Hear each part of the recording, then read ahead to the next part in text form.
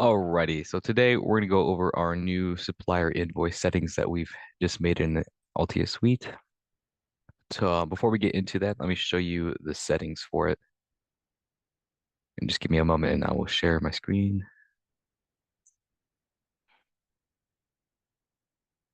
Okay, so if we go into the settings, we have two new settings down over here. So this one is called Pay to Supplier via Supplier Invoice. Once this is checked, the normal workflow you would go from your POs, the context menu has changed, so you will not be able to create a purchase document from the PO. This is so you guys will use the unload schedules and create the purchase documents like that. And then once you go into the supplier invoice to pay the supplier invoice, we use the PO instead.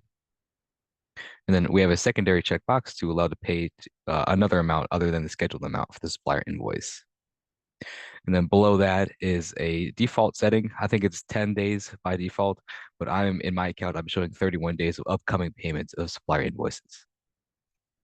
So with those two settings enabled, we're going to go over into our purchases and then into our POs.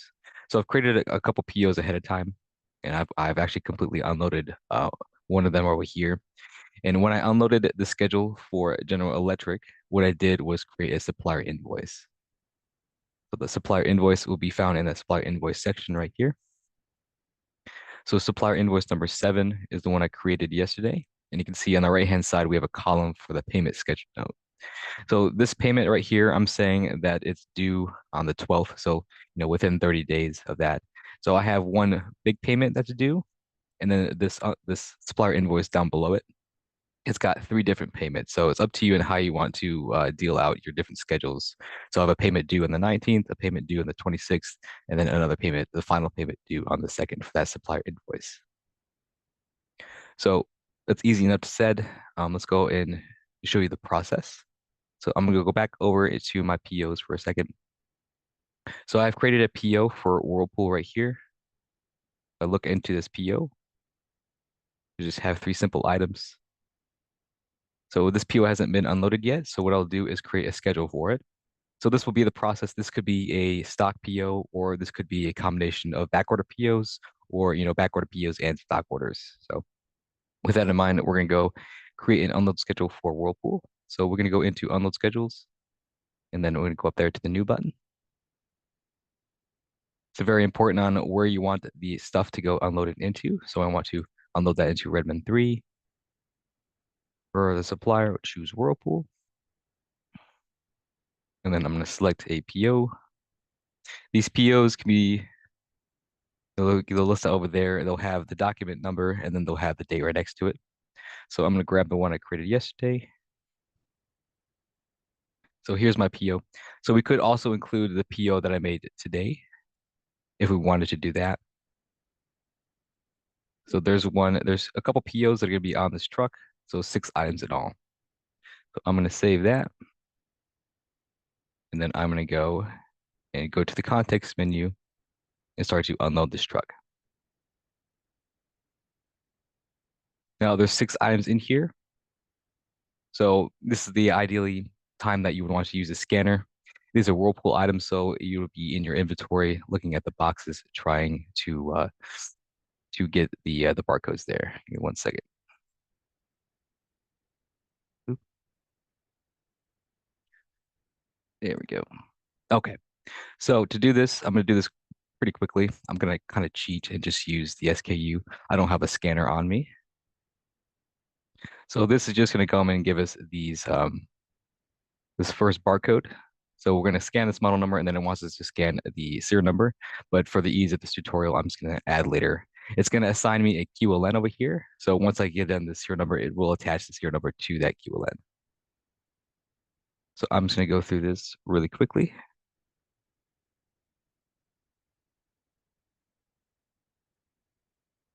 If you guys were scanning this without using this checkbox, you would put your cursor there and make sure it's blinking, and then find the barcode. This is very handy, especially if your model numbers have revision numbers inside them.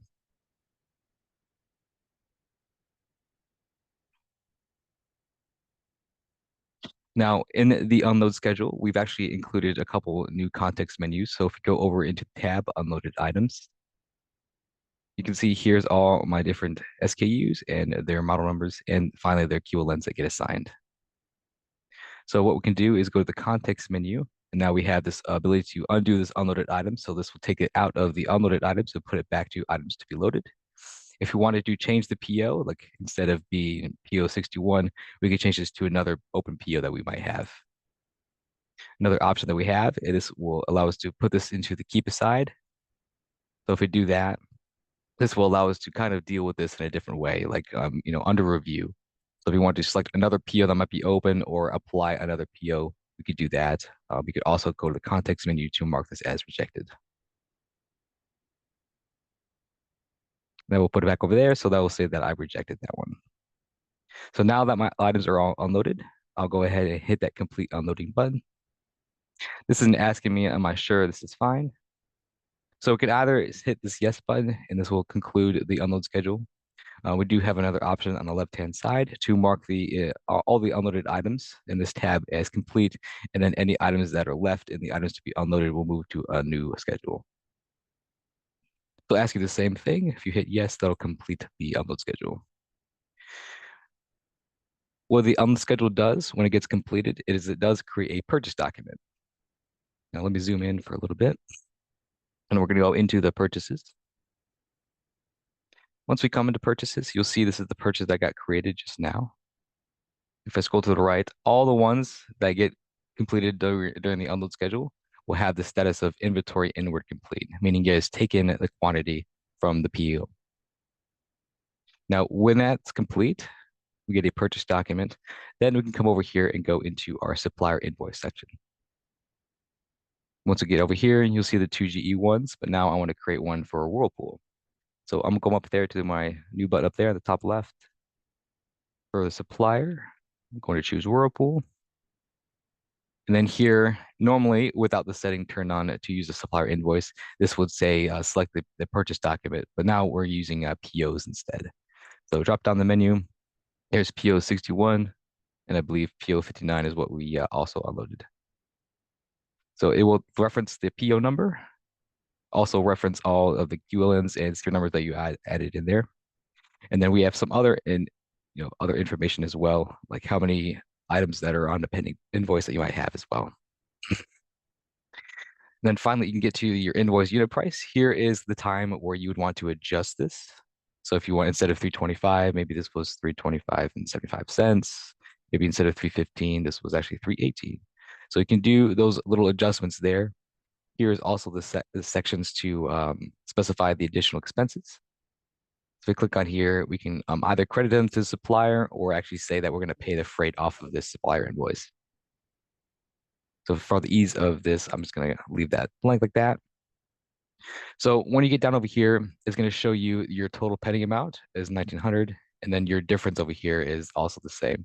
So you need to tell the system on how much that you want to pay on this particular supplier invoice. So supplier invoice 1, 2, 3, 4, 5, 6.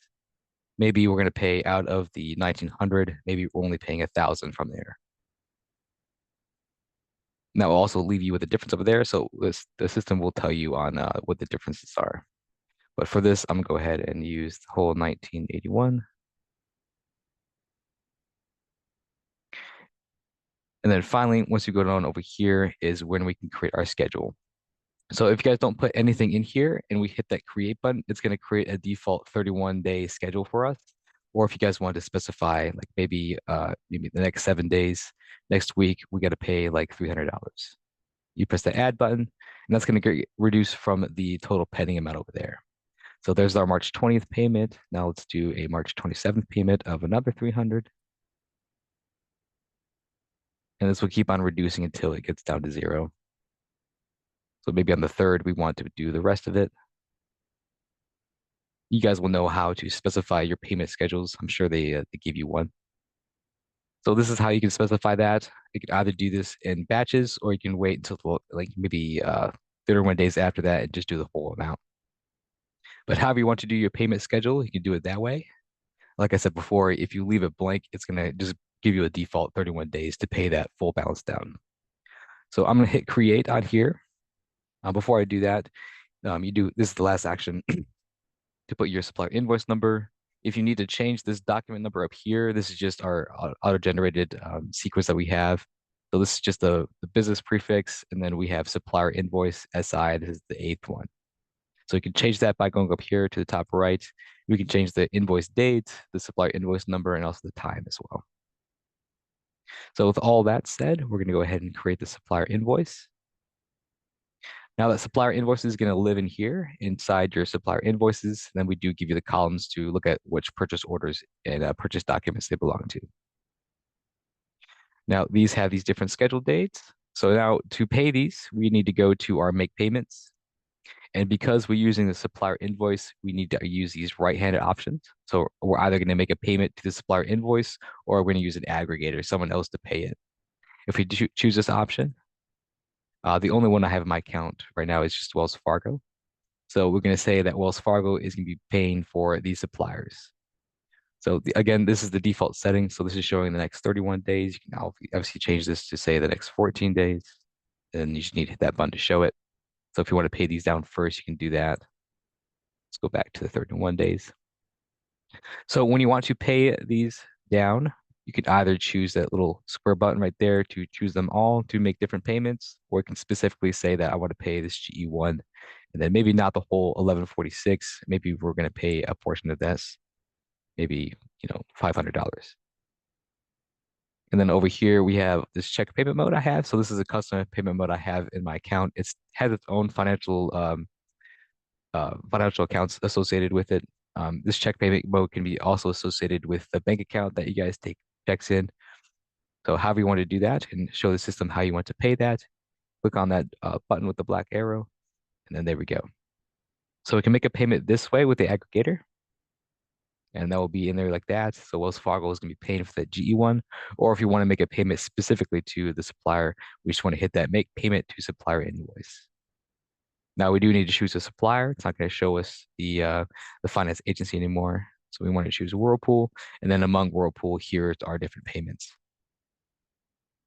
So here's our supplier invoice. So this is the closest one on the 20th. If you want to pay that ahead of time, or if you want to make a partial payment on that, the payment amount over there, you can adjust that to be a different amount. So maybe 150, or if you want to pay the whole amount there. And do the same thing you did before, check payment, or maybe using your bank account to make these payments, so that maybe an ACH. However you want to tell AltheaSuite how you paid this bill, you can do that. And then we hit create. So that's pretty much it as far as getting the supplier invoices down. I know a lot of you will create a lot of giant POs, and then you need to divide out, which items from that PO belongs to which supplier invoice. So we let you guys do that a little bit better here with the supplier invoices. You guys can use the POs instead of having to fiddle around with the purchase documents. Any questions? There looks like to be one in the chat. Brian says, I'm paying by check. Does it take me to a screen to print the check? Yes. So when you get to the make a payments, so this one was already a check payment. If I come with context menu, I do have the option to print the check. If you view this document, or when you're completing the supplier invoice to print the check, there will be a window for you to do that. I believe it's save and print the check. But if you didn't do that before, you can go to this context menu. Anytime where the payment mode is check print, you're able to print the check there. Let's see if my print is set up. No, not that one. I had one over here. I think these are the ones. So here is my current check print format. These check print formats can be altered by us. The best way to do this is if you guys send us a voided check from that you guys don't normally use, we can just take a photocopy of that and then adjust that in our office, and then that will make the check all lined up and whatnot.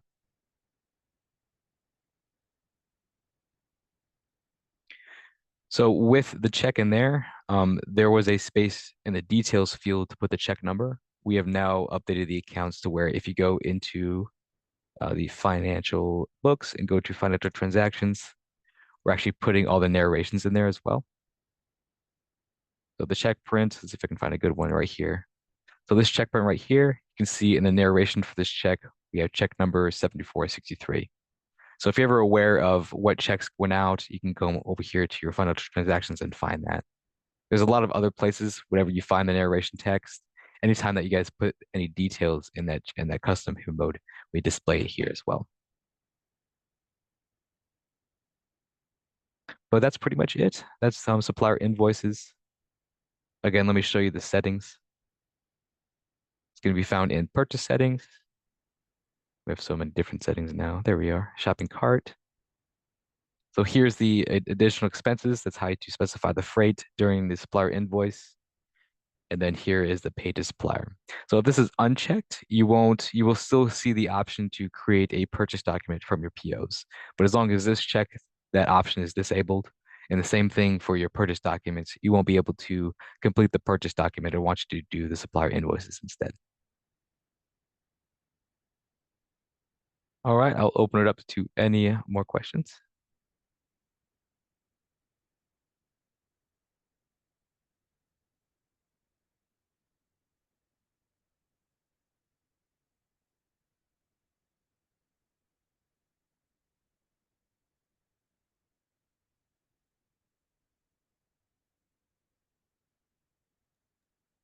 Nathan, you Ah, want the questions in the chat or you want me to ask e- them Yeah, live? either can way, yeah, either Brian. way. Now you're in it now. On the does this impact on the invoicing and things from this parts side? Where we It's put in the freight, that kind of thing. yeah, it's the same way. So if you're creating your POs for your parts, then you complete the POs. They'll create, as long as you unload them, they'll create a purchase document. And then with that purchase document, you just find the PO that way. And then add it to your supplier invoice, and then match up your supplier invoice that you physically have with AltheaSuite. You can make those adjustments that way. And then this button right here. In your account, you would have had to already specify these additional expenses. In my account, we just have the freight and insurance expense. You guys could have a lot more or just one general one. What were you thinking when it would impact? Is this already in our system? Updated? Setting based. Yep. Your system has been updated with this. Because Tim and I were trying to figure out how to add freight. He doesn't do an unload schedule, I don't think, when he does parts. So for the parts, it's not really necessary to do the unload schedule. The unload schedule is really meant for, appliance items, you're unloading all of your, different kitchen appliances. For parts, you guys can just create POs, and there should be a way for you to receive all the goods from the PO, and that will still assign the keyword lens that way. Maybe at the context menu, there's still that receive goods button. There's just no complete purchase anymore because that's not necessary since when you're receiving the goods, you're completing your financial transaction during the supplier invoice process. Okay. What we were having trouble with was, let's say we already completed one Mhm. and we wanted to add the freight to it. It doesn't let us do that. Because in the past ones, you know what I mean? Oh, the past ones. Is there a way to do that? And is that, I guess, going forward, we won't complete it, right? What is, It'll be marked as like all goods received or partial goods received, if depending on and where then you we can go receive. in and modify. After the fact, it creates a purchase document regardless. I'll have to check on that scenario specifically. So you just want to be able to modify. There should be a way for you to modify the amount to get into to add the additional expense, but we might have to take a closer look into your case.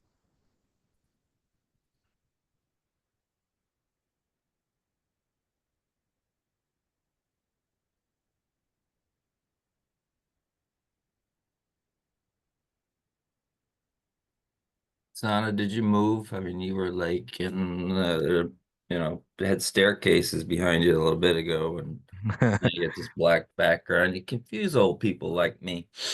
I'm sorry. I actually made a background the other day, but I switched computers and it didn't follow me. And so I was like, oh, I have to make one really fast. So I made one. But I liked the other background. It was very like Zen, right? Yeah, yeah, I was pretty relaxed there. And the next thing you know, you're throwing just all black at me like you're I gonna know, kill me.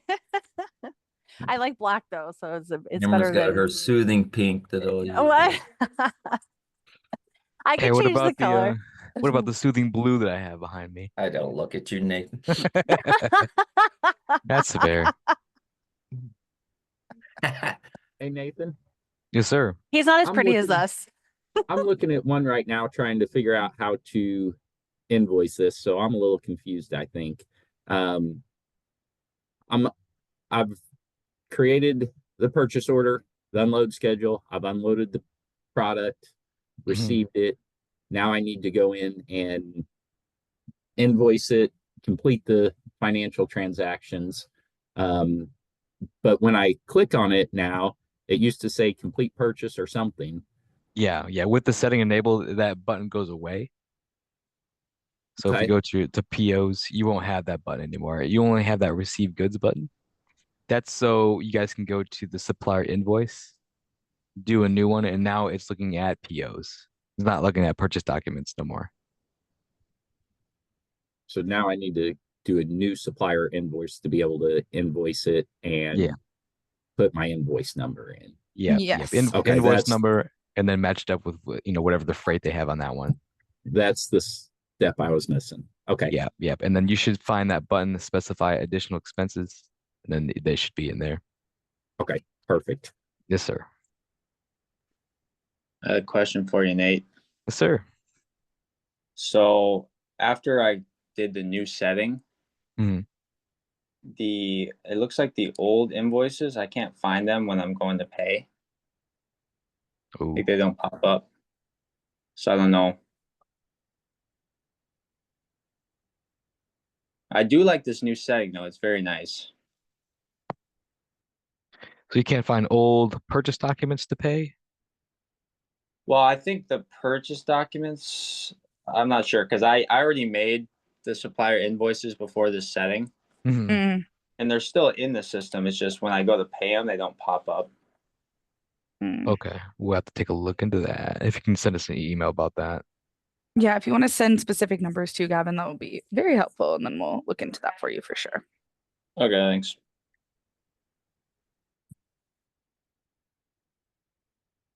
All right, let's see if I missed anything.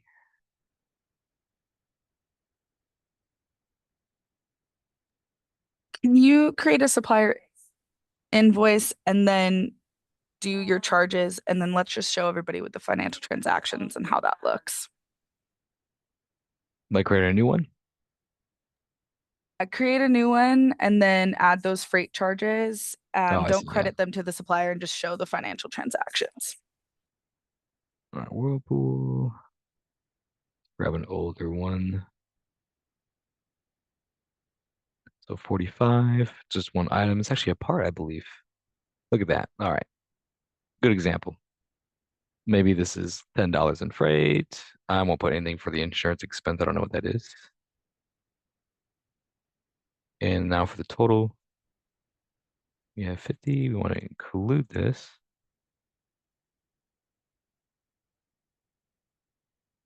Making that 0. And we're just going to, so I'll show you what it will do if you don't add any schedule to this. So we hit that create, a little message will pop up. We're going to add a default payment of 30 days. So now we're saying that the $50 is going to be due on the 12th of April.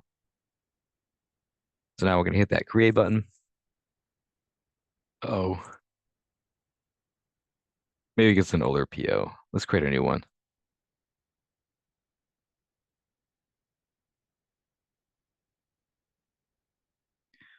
Keep it simple. We're going to grab a microwave. That's fine, $100. So with also with settings enabled, if you scroll to the right, we do have the ability to add the sales price in here during the purchase order section. If you want to increase your margins or markups, this will update the sales price. So if I want to have 50%, there we go, now $200. So now we're going to hit save. We're just going to quickly upload this. Number 3, go to Almo, find our 13th PO. Choose the right Almo one. There it is. Number 62, just that one item.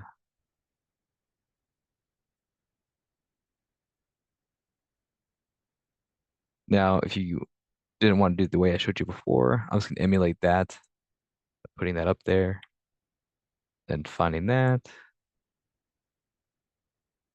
487.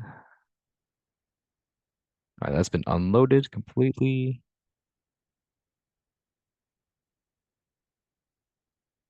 Got us our complete unload schedule, which created us a purchase document. But because of the supplier invoice way, we're going to be going off that PO.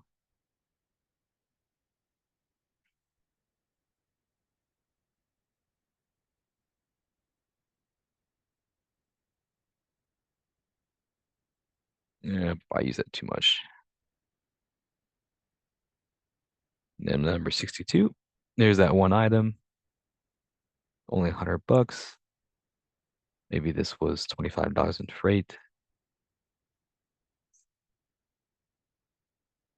And then we won't do anything with the schedule. We do need to put that $100 up there. So they want you to put the supplier invoice total up there, and then this will reduce the difference down. You do want to make sure they get $0 there before you continue. And then again, I won't create a schedule for us. I'll just hit that create. It's going to give us a default schedule, and then we'll create that invoice. Oh, okay, still getting an issue. Cameron does not like me, apparently. What if I create my own schedule?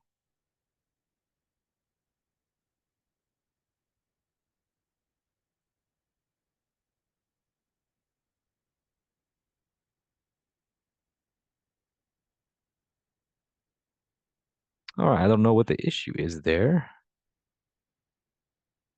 What do you think, Cameron? It's your sandbox. I don't think Hey. that this is the issue with the program. I think it's the sandbox. We're doing too much in the sandbox. Yeah. We need to do any of these. All right, not letting me work. Well, well, if we go to the find after transactions of the supplier invoices I've created, to find that, we don't have to go to our finance books. We can just go to the context menu, and we have this view find after transactions button. All this is doing is it's saying that our inventory asset is getting that amount, and then we're going to go and credit the Whirlpool account. And then as these get paid, I don't think I have any paid right now. Maybe this one. Oh, this was due tomorrow. Well, the financial transactions will update as you pay these invoices down.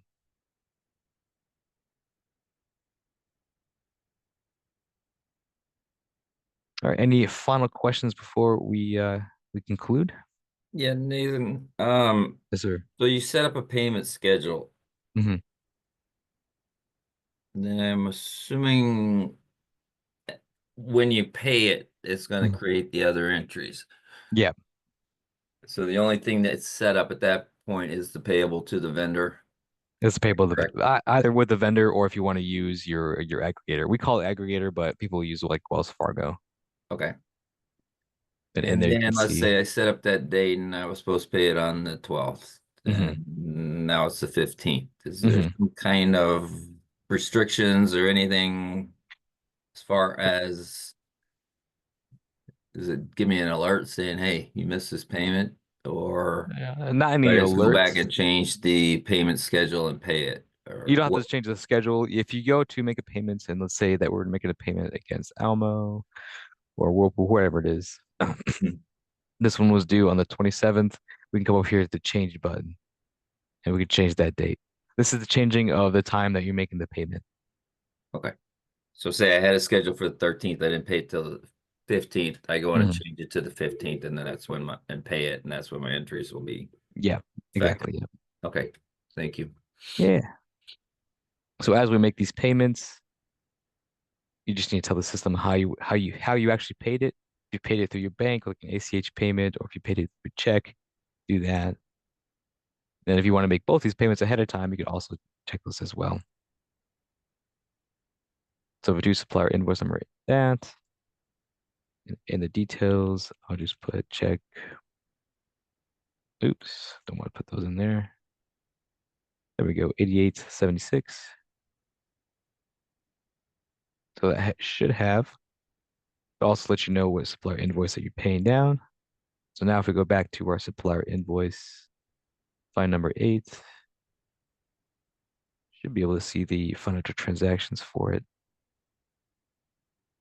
Let's actually go to the financial transactions.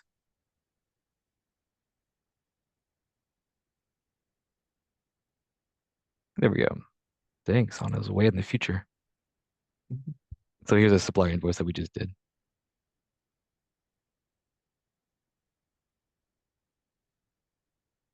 Any other question? Payment. Yeah, is there a quick view? Real quick, let's say I've set up things and that shows me what's upcoming as far as payments or what payments I need to make. I'm sure you flipped through it and I just missed it. Yeah, we have date ranges everywhere. We can show scheduled payments as well. Okay, perfect. Thank you. And then you should have, so we have the actual column there and then the actual scheduled payment. So it's scheduled for the 3rd, scheduled for the 20th, but we've been making it for today. So when you have that checkbox too. So when you have that, you have the scheduled date range as well. And I believe there should be a way. I mean, when you're going into make the supplier, this is where that ticker is to show upcoming payments. So if you want to look at the next 21 days for a specific supplier, it's for a specific supplier. So if we go to Whirlpool and show the next 21 days, there's nothing there. But if we go to 31, it looks like I cleared them all out. Let's go to Almo. No, nothing. We must have cleared that too. I think we have something for GE. There we go. So it's reaching up 31 days. It's actually getting all the way up to the 12th. So it looks at upcoming dates as well when you get into the supplier invoice. I think you should also see it in the aggregator. Yeah. So in both screens, you can see on the upcoming payments there. Okay, one other question while you're on that screen, please. Yeah. There's a check payment option. Now, I'm assuming that's going to hit a certain bank account. What if I've got checks in Mattoon, the Mhm. other location. Let's say they cut a check out of there. Do I need a separate payment option for each bank account? I don't think you do because depending on which business location that you're deriving the supplier invoice from, the POs, you should already account for that. If you did want to have it split up like that, you can create 2 different payment modes, one for Mattoon and one for the other one. Okay. Well, I don't know that that actually going by the business location would be what I'd want it to drive from because I pay most of them out of here. Okay. Do you have like 2 different bank accounts? Yes. Okay. Okay. Yeah, you can do it that way. You don't have to call them check payment Mattoon and check payment Mount Vernon. You can call them the bank account. A lot of people do that. They'll just rename this mode to whatever bank it is. Okay. That's what I needed to know. Yes, sir.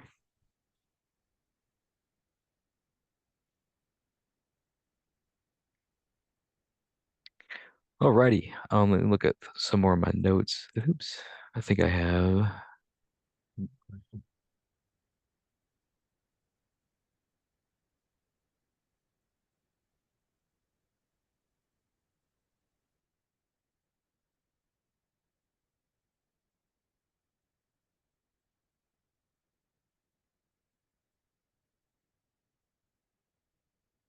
I think I went through all the changes for the supplier invoices.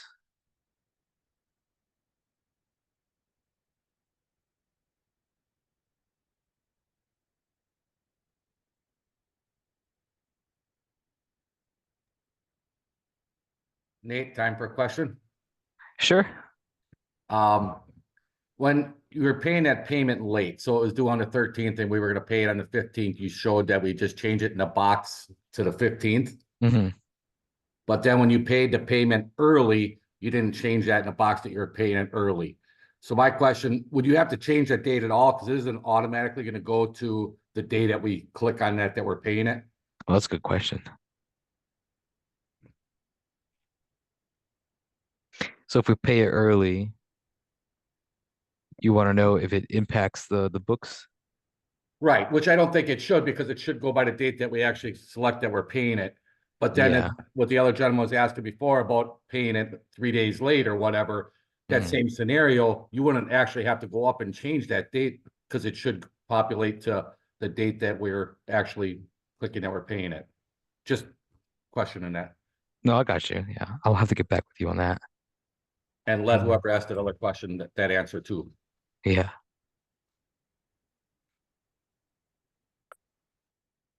Thank you, sir. No problem.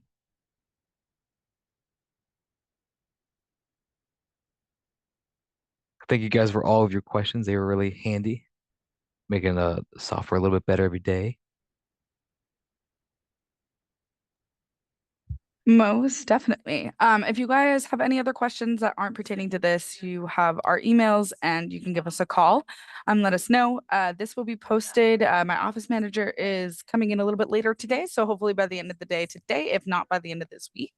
If you guys again need that link, you can always email us, or if you look around on our website, if you go under resources, video tutorials, you will find it there. Thank you guys for coming. We'll get another email out here soon if we continue with these trainings. We're going to try our best, but we're a little bit going through it. So thank you guys so much for coming. And I think we're all good unless you have anything else, Nate. Nope, that's it. Awesome. Well, thank you guys so much. We look forward to keeping this going with y'all. Great, thank you. Bye. Bye. But Take care, guys.